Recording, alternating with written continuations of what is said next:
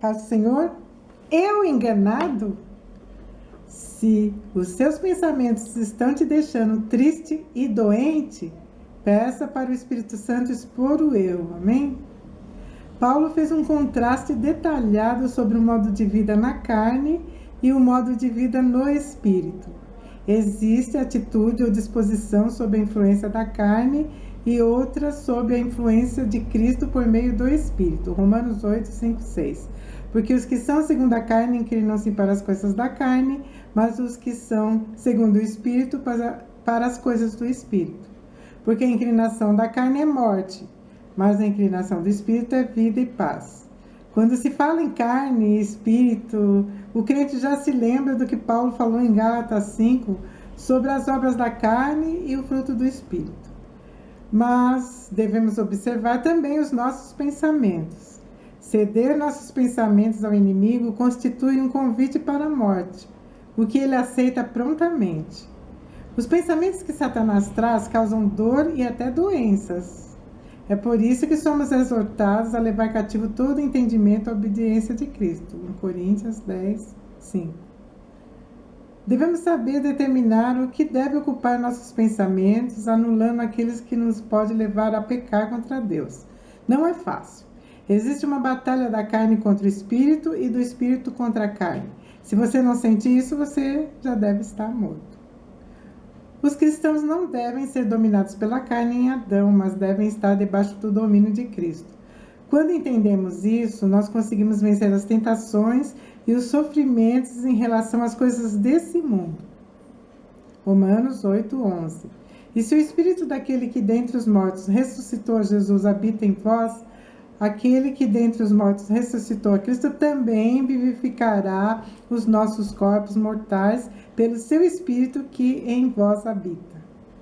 Muitos crentes não observam que podem vivificar seus corpos mortais pelo Espírito. Eles dão lugar a pensamentos sugeridos por Satanás e acabam doentes, insatisfeitos e tristes. Observei isso quando fiquei extremamente cansada ontem. Veio logo o pensamento que eu estava doente e tinha que ir ao médico. Comecei a orar pedindo orientação a Deus e o Espírito Santo expôs o meu erro. Eu estava passando muito tempo pensando nas coisas desse mundo, coisas que me deixavam desanimada e triste. Resolvi mudar minha mente, comecei a louvar ao Senhor e sarei. Nosso corpo é restaurado quando mortificamos o pecado em nós. Nosso espírito vivifica, pois trabalha junto com o Espírito Santo para pôr em prática a paz e a vida.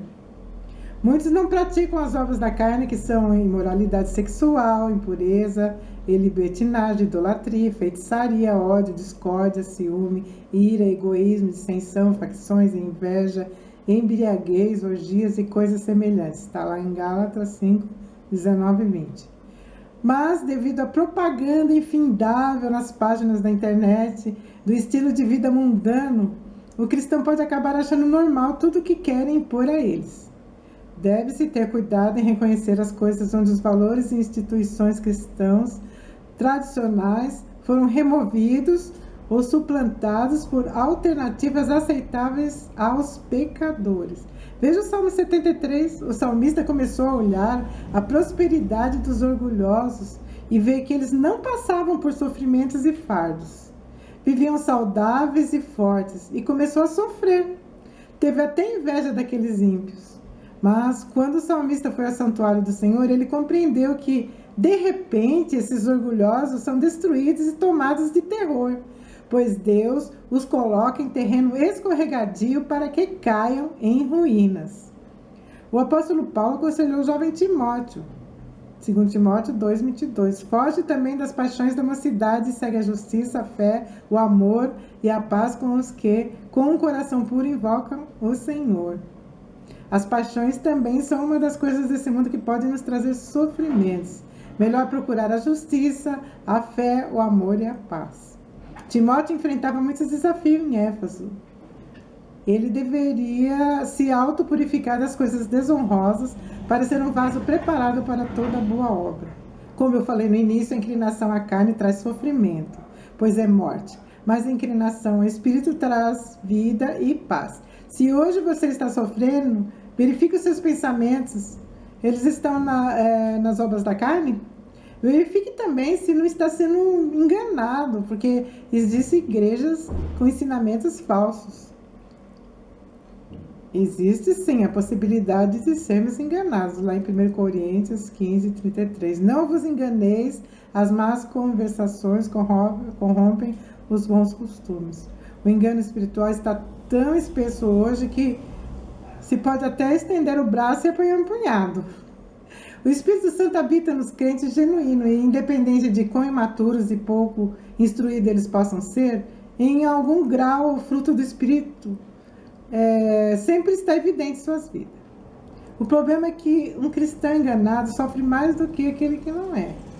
Eu li uma vez, não lembro o nome do escritor, que contou de um passeio que fez pelas sequoias gigantes do norte da Califórnia.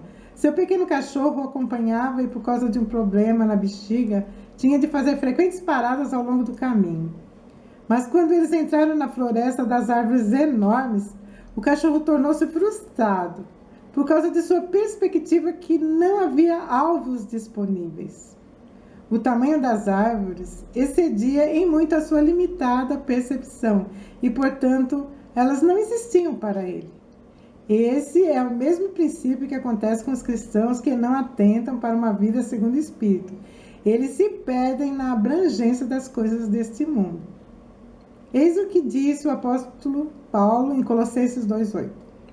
Não permitam que os outros os escravizem com filosofias vazias e invenções enganosas provenientes do raciocínio humano com base nos princípios espirituais deste mundo e não em Cristo. Precisamos orar poderosamente por discernimento espiritual, porque as trevas estão se mascarando como luz e muitos do povo de Deus estão seguindo como mariposas atraídas por uma chama. Existem hoje muitas doutrinas e ensinos conflitantes concernentes à salvação e à vida cristã. Deus não é autor de confusão, está em 1 Coríntios 14, 33. Então, de onde você supõe que elas se originam? Para não sermos enganados, precisamos orar e pedir discernimento e estar dispostos a mudar nossas mentes quando o Espírito Santo expuser o erro, em vez de obstinadamente nos agarrarmos àquilo que é falso. Manejar corretamente a palavra da verdade, como diz em 2 Timóteo 2,15, nunca foi mais importante do que é agora, porque as trevas estão descendo rapidamente sobre nós. Amém?